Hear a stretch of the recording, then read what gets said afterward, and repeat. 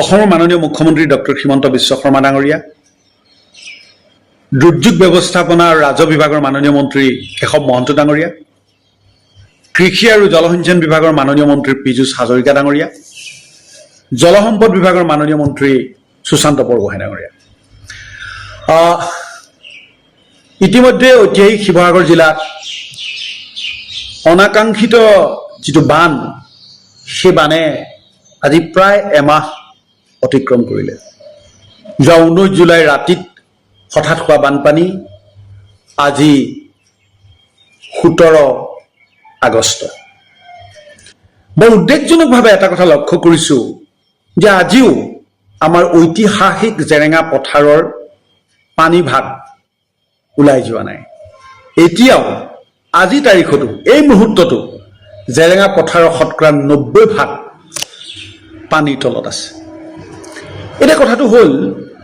যে এই অঞ্চলবোৰত পূৰ্বতেও বানপানী হৈছিল, ই কোনো নতুন কথা নহয়, কিন্তু এইবাৰ কথাটো অলপ সুকীয়া হৈছে। ইমান দীঘলীয়াকৈ পানী কেতিয়াও স্থবিৰ হৈ নাছিল, যাৰ ফলত আজি বুস্কৰো আৰু পৰহিলৈ ভাদ সোমাব, শাওণ মাহ গ'লেই। আগতে আমাৰ এই অঞ্চলটোৰ কৃষক ৰাইজে শাওণৰ পহিলা সপ্তাহতে ন ভুই কৰে আৰু ভাদৰ পহিলা সপ্তাহৰ ভিতৰত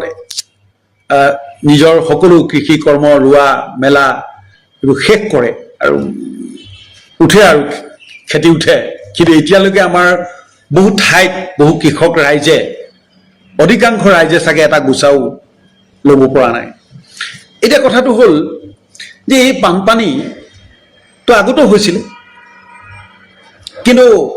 আপোনালোক সকলোৱে জানে যে আহোম স্বৰ্গদেউসকলে, আমাৰ পুলিন পুথাওসকলে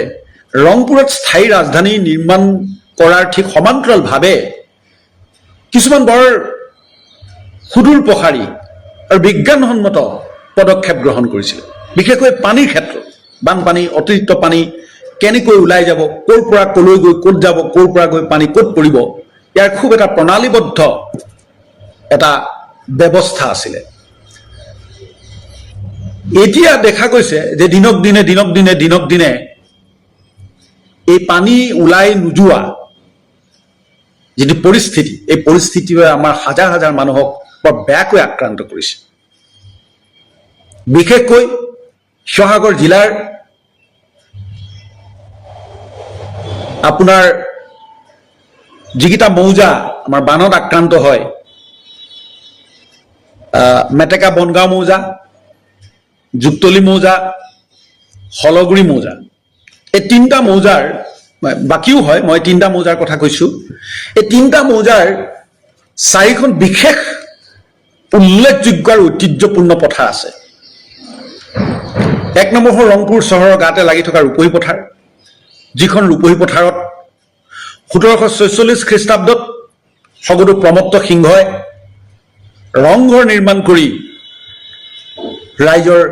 ৰং ৰহইচ উপভোগ কৰাৰ ব্যৱস্থা কৰিছিল, যিটোক এছিয়া মহাদেশৰ অল্ডেষ্ট পেভিলিয়ন বুলি কোৱা হয়। এই ৰূপহী পথাৰ এতিয়া তাৰ ঠিক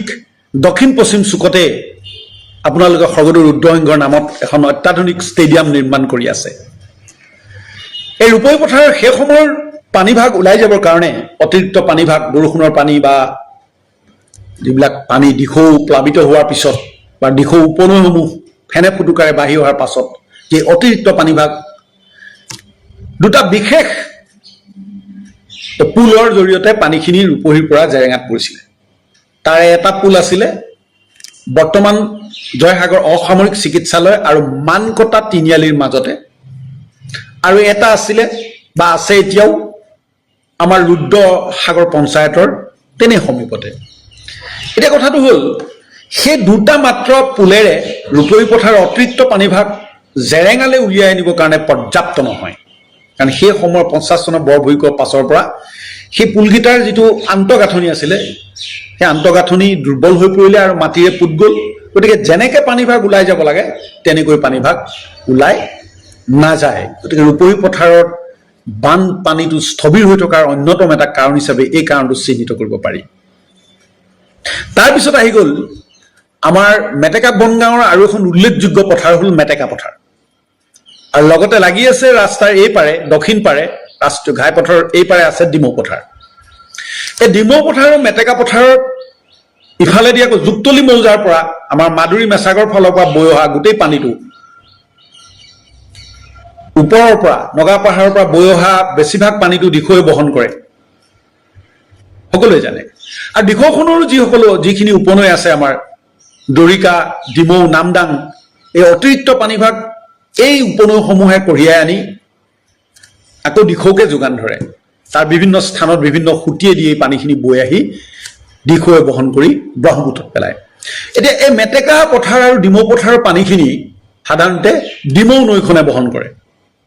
আৰু এই ডিমৌ নৈখনে পানীটো লৈ আনি ঐতিহাসিক যিটো পহুগড় জয়সাগৰ পুখুৰীৰ পাৰত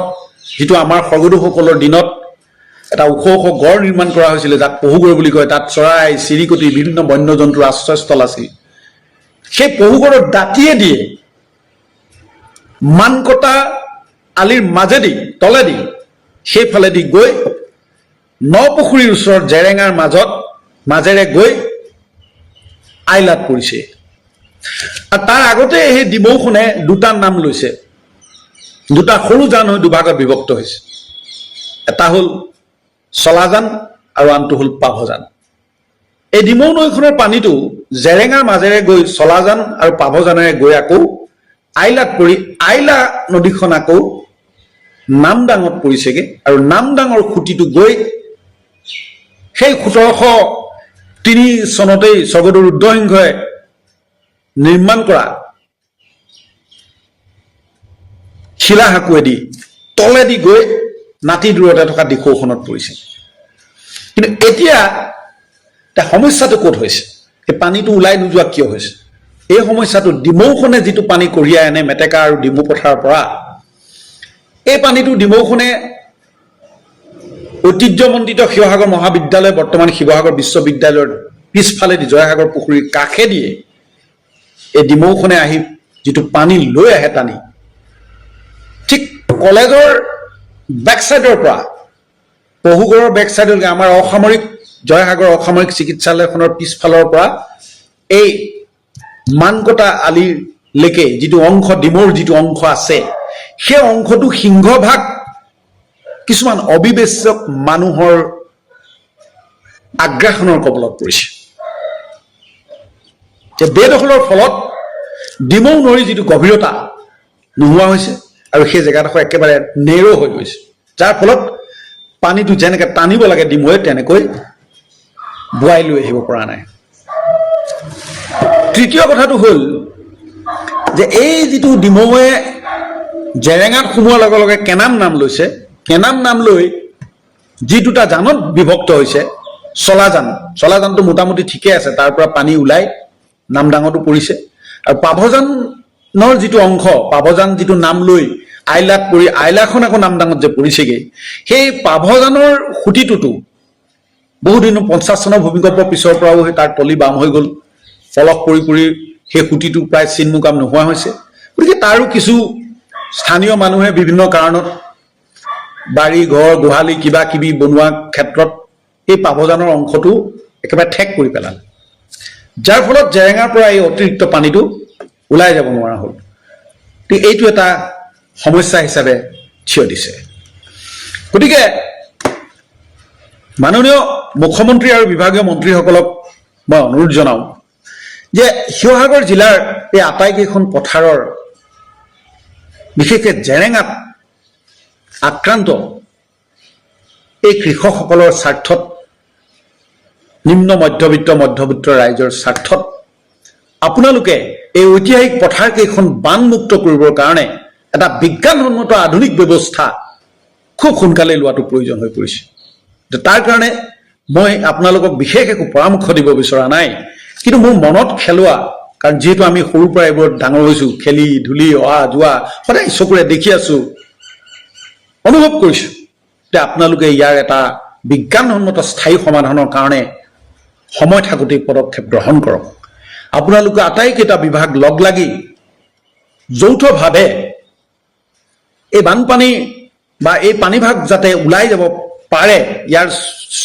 বাধাবিলাক ক'ত আছে সেই বাধাবিলাক আপোনালোকে চিহ্নিত কৰক এটা সাৰ্ভে টিম তৈয়াৰ কৰক আৰু এখন মেপ বনাই লওক তাৰপিছত আপোনালোকে এটা একশ্যন প্লেন বনাই লওক তাৰপিছত ইয়াক বিজ্ঞানসন্মতভাৱে এই পানীখিনি আগতে আমাৰ তাহানিৰ দিনত সৰ্গৰুসকলৰ দিনত এই পানীবোৰ কেনেধৰণে ধুনীয়াকৈ পৰিকল্পিতভাৱে কেনি ওলাই গৈ ক'ত পৰিছে সেইটো আকৌ পুনৰুজ্জীৱিত কৰিবৰ কাৰণে আপোনালোকে কাৰিকৰীভাৱে ব্যৱস্থা গ্ৰহণ কৰক তেতিয়া এই 4খন পথাৰৰ এই 3টা মৌজাৰ হাজাৰ কৃষিজীৱী ৰাইজৰ ভঁৰাললৈ এমুঠি ধান আহিব আমি জন্মৰ পাছৰ পৰা দেখি আছো বিশেষকৈ জেৰেঙাত 80% জেৰেঙাখন পানীৰ তলত ডুব গৈ থাকে 20% বামে মানুহে খেতি কৰে ধান খেতি কৰি তেওঁলোকৰ বছৰে কোনোমতে কাৰবাৰ জুৰে কাৰবাৰ হয়তো নুজুৰে গতিকে এই ব্যৱস্থাটো এই সমস্যাটো যদি এটা বিজ্ঞানসন্মত স্থায়ী সমাধান হয় তেতিয়াহ'লে অসমৰ কৃষি অৰ্থনীতিত এটা সুদূৰ প্ৰসাৰী প্ৰভাৱ পেলাব আৰু হাজাৰ বানাক্ৰান্ত ৰাইজ আপোনালোকৰ ওচৰত আজীৱন কৃতজ্ঞ হৈ থাকিব মই এজন শিৱসাগৰীয়া হিচাপে এই অঞ্চলটোৰ এজন বাসিন্দা হিচাপে এই সমস্যাটো সমাধানৰ কাৰণে অনুতিপলমে ব্যৱস্থা গ্ৰহণ কৰিবৰ কাৰণে আপোনালোকলৈ অনুৰোধ জনাই আজি এই ভিডিঅ'টো প্ৰস্তুত কৰিছোঁ আশা ৰাখিম আপোনালোকে ইয়াৰ প্ৰতি উচিত সহায় প্ৰদৰ্শন দিৱসত কোনে কেনেদৰে আচলতে ভাষণ দিলে 15 আগষ্টত যেনেদৰে ভাষণ দিব লাগিছিল অৰাজনৈতিক ভাষণ তাৰ পৰিৱৰ্তে কেইবাজনো মন্ত্ৰীয়ে তেওঁলোকে আচলতে বহুত দৃষ্টিকটু হিচাপে তেওঁলোকে সাম্প্ৰদায়িক ভাষণ ৰখা আমি দেখা পালোঁ দ্বিতীয় কথা হ'ল এই যিসকল আমাৰ ছাত্ৰ ছাত্ৰী আছিলে NCCৰে হওক বা বাকী স্কুলৰ ছাত্ৰ ছাত্ৰী তেওঁলোকক ৰ'দত থিয় কৰাই ঘণ্টাৰ পিছত ঘণ্টা যি তেওঁলোকে ভাষণ দিলে তাৰ ফলত ল'ৰা ছোৱালী যেনেকৈ বাগৰি পৰিলে আৰু সেই ল'ৰা ছোৱালী বাগৰি পৰা ল'ৰা ছোৱালীৰ ওপৰেদি অসংবেদনশীল হিচাপে বাকী মাৰ্চ পাষ্ট কৰাসকলে যেনেকৈ মানে দেও দি মানে তেওঁলোকক পাৰ হৈ তেওঁলোকৰ শৰীৰৰ ওপৰেৰে মানে অচেতন হৈ থকা শৰীৰৰ ওপৰেৰে যেনেদৰে পাৰ হৈ গ'ল সেইবোৰ দেখি অতি সাংঘাতিক দুখ লাগিলে কালি তথাপিতো মোৰ অৱস্থা একেবাৰে বেয়া আছিল বাবে মই কালি ভিডিঅ' প্ৰস্তুত কৰিব নোৱাৰিলোঁ এইবোৰ একদম বেয়া কথা উঠি অহা প্ৰজন্মৰ বাবে যে এওঁলোকে ইমান বেছি একো ফালি থৈ দিয়া নাই যে তেওঁলোকে মানে স্বাধীনতা দিৱসৰ দিনাখনি 1.5 ঘণ্টা ভাষণ দিবই লাগিব এনেকুৱা একো দেশৰ উন্নতি তেখেতলোকে কৰা নাই উদাহৰণস্বৰূপে যদি আমি চাওঁ যে মুখ্যমন্ত্ৰী ডাঙৰীয়াই কৈছে যে তেওঁলোকে এইবিলাক মানে বাহিৰৰ বস্তু হয় মানে জেন চি জেন আলফা এইবোৰ অসমত মানে তেওঁ এইবিলাক কথা নাজানে আৰু প্ৰত্যেক ছাত্ৰ ছাত্ৰীয়ে তেখেতৰ নিজৰ সন্তানৰ দৰে আচলতে মুখ্যমন্ত্ৰী ডাঙৰীয়াৰ এই কথাখিনি কওঁতে তেখেতে আচলতে ভাবিব লাগিছিল যে অসমতো অকণমান জনা বুজা মানুহ আছে ইমানো এনেকুৱা নহয় যে সবেই মানে অন্ধভক্তসকলৰ দৰে মূৰ্খ হ'ব কাৰণ চাওক নিউ এডুকেশ্যন পলিচিৰ আধাৰত এই গোটেই শিক্ষা ব্যৱস্থাটোক তেওঁলোকে যেনেকৈ ধ্বংস কৰি অসমতেই প্ৰায় 8,000-9,000খন চৰকাৰী স্কুল বন্ধ কৰি দিছে আৰু চৰকাৰী শিক্ষকসকলৰ লগত তেওঁলোকে যি মানসিক আৰ্থিক আৰু শাৰীৰিক খেলা খেলিছে এই কথাবোৰ আচলতে বুজাই ভালকৈ বুজি পাইছে শিক্ষকসকলক লৈ তেওঁলোকে যিবোৰ তেওঁলোকে দায়িত্ব দিছে সেই দায়িত্ববিলাক সম্পন্ন কৰি কিছু শিক্ষকে আচলতে ছাত্ৰ ছাত্ৰীক পাঠদান কৰাটো একেবাৰে অসম্ভৱ কথা আমি দেখিলোঁ নিৰ্বাচনৰ আগত 1 মাহ 1.5 মাহৰ কাৰণে SRত নিয়োগ কৰালে তাৰপিছত এতিয়া আকৌ তেওঁলোকক আপোনাৰ লোকপিয়লৰ কামত তেওঁলোকক নিয়োগ কৰিছে তাৰ তুলনাত বহুত শিক্ষিত নিবনুৱা যুৱক যুৱতী আছে তেওঁলোককো চৰকাৰে আচলতে প্ৰশিক্ষণ দি মেলি এইবিলাক কামত তেওঁলোকে লগাব পাৰে আৰু সেই নিবনুৱা যুৱক যুৱতীসকলেও হয়তো 2 টকা পালেহেঁতেন আৰু তেওঁলোকৰো মানে অভিজ্ঞতা লাভ কৰিলেহেঁতেন কিন্তু তাকে নকৰি যিমান পৰিমাণৰ শিক্ষক আচলতে আমাৰ চৰকাৰী স্কুলবিলাকক নিযুক্তি দিব লাগিছিলে সিমান পৰিমাণৰটো দিয়াই নাই বহু হাজাৰ স্কুলত এজনীয়া শিক্ষক দুজনীয়া শিক্ষকে পাঠদান চলাই আছে গতিকে তাত সম্ভৱনে যে চৰকাৰী স্কুলৰ পৰা ভাল ফলাফল আহিব এয়া চৰকাৰৰ এক সুপৰিকল্পিত আঁচনি যাতে মানে সাধাৰণ জনসাধাৰণে যি শিক্ষাৰ অধিকাৰ আইন তেওঁলোকে মানে শিক্ষাৰ অধিকাৰখিনি পাব লাগে তাৰ পৰা যাতে বঞ্চিত কৰা হয় এই সকলোবোৰ কথা আমি পাহৰা নাই নিউ এডুকেশ্যন পলিচিৰ আধাৰত কি হ'ব লাগিছিল আৰু কি হৈ আছে আৰু অতি দুখৰ কথা এই কথাবিলাকক লৈ আচলতে ছাত্ৰ সংগঠনবিলাকে বিশেষকৈ আছুৱে বৰ সৰব হ'ব লাগিছিল কিন্তু সেই অনুপাতে তেওঁলোকক আমি সৰব হোৱা দেখা নাই তেওঁলোকে কেৱল খালি 6 বছৰীয়া আন্দোলনৰ গইনা লৈয়ে তেওঁলোকে অসমৰ অভিভাৱকত্বৰ দায়িত্ব লৈ থাকিলে তেওঁলোকে নহ'ব তেওঁলোকে শিক্ষা ব্যৱস্থাৰ সপক্ষে উন্নত কৰাৰ সপক্ষে কিন্তু মাত মাতিব লাগে আৰু তেনেকুৱা আমি কৰা দেখা পোৱা নাই তথাপিতো আমি আশা ৰাখিম ভৱিষ্যতে অসমৰ সকলো ছাত্ৰ সংগঠনে যাতে অসমৰ চৰকাৰী শিক্ষা ব্যৱস্থাত উন্নত কৰিব পাৰি ল'ৰা ছোৱালীৰ যি শিক্ষাৰ অধিকাৰ সেই অধিকাৰ যাতে পাব পাৰি এই কথা বতৰাৰ ওপৰত গুৰুত্ব দিব লাগে গতিকে মুখ্যমন্ত্ৰী ডাঙৰীয়াই চৰকাৰী শিক্ষা ব্যৱস্থাটোক ধ্বংস কৰি ব্যক্তিগতকৰণ কৰিবলৈ কি কি উপায়বোৰ অৱলম্বন কৰি আছে চৰকাৰী শিক্ষকসকলৰ ওপৰত কেনেধৰণৰ মানসিক শাৰীৰিক আৰ্থিক অত্যাচাৰ কৰি আছে আমি সকলো লক্ষ্য কৰি আছো সেয়ে মুখ্যমন্ত্ৰী ডাঙৰীয়াই এই কথাটো নোকোৱাই ভাল যে তেওঁলোকে তেখেতে আলফা জেন আলফা এইবোৰ তেখেতে বুজি নাপায় এই সকলোবোৰ তেখেতৰ নিজৰ সন্তান কেতিয়াও হ'ব নোৱাৰে তেখেতৰ নিজৰ সন্তানকো তেখেতে প্ৰাইভেটত পঢ়াইছে আৰু মেক্সিমাম লোকসকলে আজিকালি নিজৰ সন্তানক প্ৰাইভেটত পঢ়ায় আৰু চৰকাৰী স্কুললৈ কোনসকল যায় সেয়া আপোনালোকেও জানে আমিও জানো কিন্তু এটা কথা আমি ক'ব বিচাৰোঁ যে আমি চৰকাৰী স্কুলৰ পৰাই কিন্তু শিক্ষা আহৰণ কৰিছিলোঁ অতীতত যদি চৰকাৰী শিক্ষা ব্যৱস্থা ইমান ভাল আছিল এতিয়া কিয় ইমান বেয়া হ'বলৈ পালে তাৰ বাবে কোন দায়ী এই প্ৰশ্নটো নিশ্চয় উত্থাপন হ'ব গতিকে আমি সকলোৱে কথাবোৰ চিন্তা কৰিবৰ হ'ল আৰু চৰকাৰক প্ৰশ্ন সুধিবৰ হৈ গ'ল কিন্তু আমাৰ বিজেপিৰ একাংশক দেখিলো কেইবা ঠাইতো পতাকা উত্তোলন কৰিছে পদুম ফুলৰ পতাকা স্বাধীনতা দিৱসৰ দিনা পতাকাখনত অশোক চক্ৰ নাই এপাহ পদুম ফুলে আছে ইয়াৰ অৰ্থ কি এই বিজেপিৰ পতাকাখনৰ ৰংটো ক'ৰ হয় মই এইটো বুজি নাপাওঁ কিয়নো হেৰিটো হৈছে আচলতে দলটো হৈছে এটা চিম্বলক লৈ পেলাই দলটো বনোৱাৰ পিছত এটা চিম্বল দিয়ে সেই দলটোৰ নামত সেই চিম্বলটো থাকে যেনেকৈ কংগ্ৰেছৰ হাত থাকে বিজেপিৰ ফুল থাকে অগপৰ হাতী থাকে ঠিক তেনেকৈ প্ৰতিটো দলৰ এটা এটা চিম্বল থাকে কিন্তু কাপোৰখন একেখন হ'লেও কোনো প্ৰব্লেম নাই কংগ্ৰেছৰ যিখন কাপোৰ যিটো আমাৰ মানে 3 বৰণীয়া জাতীয় পতাকা বুলি কয় সেই 3 বৰণীয়া জাতীয় পতাকাখন হৈছে 3টা বৰণ আছে আমাৰ কংগ্ৰেছৰ যিখন পতাকা তাত আৰু তাৰ মাজতে হাতৰ এখন ছবি দিয়া আছে যেনে আজি 15 আগষ্টৰ যিখন পতাকা অশোক চক্ৰটো মাজত থাকে এই অশোক চক্ৰটোৰ জায়গাত যেনিবা হাতখন দিয়া হৈছে সেইটো কংগ্ৰেছ দল এই একেই 3 বৰণীয়া জাতীয় পতাকাখনত যদি পদুম ফুল পাহু দিলেহেঁতেন এই ভাৰতীয় পতাকা জাতীয় পতাকাৰ ৰং একেটাই থাকিব লাগিব তেতিয়া পদুম ফুলৰ পতাকাখনৰ ৰং কেনেকৈ সলনি হ'ল এইটো বেলেগ দেশৰ ৰঙৰ লগত মিলে মোৰ ভাৰতৰ দেশৰ ৰঙৰ লগত নিমিলে গতিকে ভাৰতৰ তেওঁলোক শত্ৰু নে বন্ধু স্বাধীনতা দিৱসৰ দিনাখন যেতিয়া নিজৰ দলৰ পতাকা উৰুৱালে যিটো বৰণ আমাৰ ৰঙা নীলা হালধীয়া 3টা বৰণেৰে সৈতে হোৱা পতাকাখন সেইখন পতাকা নহয় পদুম ফুলৰ যিখন পতাকা তাত ৰঙো বেলেগ সেইখন পতাকা উত্তোলন কৰাৰ অৰ্থ কি হ'ল মানে এই বিজেপিৰ নেতা মন্ত্ৰীসকল ব্ৰিটিছে আগৰ এৰি যোৱা থাল ঠেঙুলি নেকি মোৰ সন্দেহ নে ব্ৰিটিছৰ লগত কৰি থকা দালাল আছিল এওঁলোকৰ নিজৰ মন মগজু বোলা বস্তুটো নাই নেকি যে আজি স্বাধীনতা দিৱস আমি আজি পতাকাখন উত্তোলনহে কৰিবলৈ লৈছো আমি পোষ্টাৰ লগাবলৈ লোৱা নাই কতোয়া গতিকে এখন পতাকা হৈছে স্বাধীনতা দিৱসৰ পতাকা গতিকে দেশৰ স্বাধীনতাৰ আজি 80তম দিন হয় এই মহাত্মা গান্ধীৰ দিনতে এই দেশ স্বাধীন হৈছিল গতিকে আজি তেখেতৰ নামত বা দেশৰ নামত আমি স্বাধীন নাগৰিক হিচাপে মানে মনৰ এটা আনন্দৰ মাজেৰে আমি এই পতাকাখন উত্তোলন কৰিছো তো বিজেপি তেতিয়া জন্মই হোৱা নাই যেতিয়া দেশ স্বাধীন হৈছিল আৰু এই বিজেপিৰ পতাকা স্বাধীনতা দিৱসৰ দিনাখন উত্তোলন কৰাটো তাৰমানে একেবাৰে মানে মানি লোৱা বিষয়ে নহয় এইটো ইয়াত আইন প্ৰশাসন আছে আইনে কি কয় সেইটো নাজানো আসলে বৰ্তমান চৰকাৰখনৰ সময়ত সকলো বিক্ৰী হৈ গৈছে সকলোকে কিনি পেলাই টকাবোৰ ব্যয় কৰি দিয়াৰ কাৰণে চাগে আজি বান সাহায্য দিবলৈ ৰাইজৰ ওচৰত হাত পাতিব লগা হ'ল আসলে সকলো মানে আইন প্ৰশাসনৰ পৰা ধৰি ডক্টৰৰ পৰা ধৰি সকলোখিনি আমাৰ চৰকাৰে কিনি থৈছে হাতৰ মুঠিত টকা ব্যয় কৰি কিনি থৈছে ৰাজ্যক লুটিপুটি আৰু সেই কাৰণে আজি বানপানীত সাহায্য কৰিবৰ কাৰণে চৰকাৰৰ হাতত এটকাও নাই কিয়নো চৰকাৰে মানুহ কিনোতেই গ'ল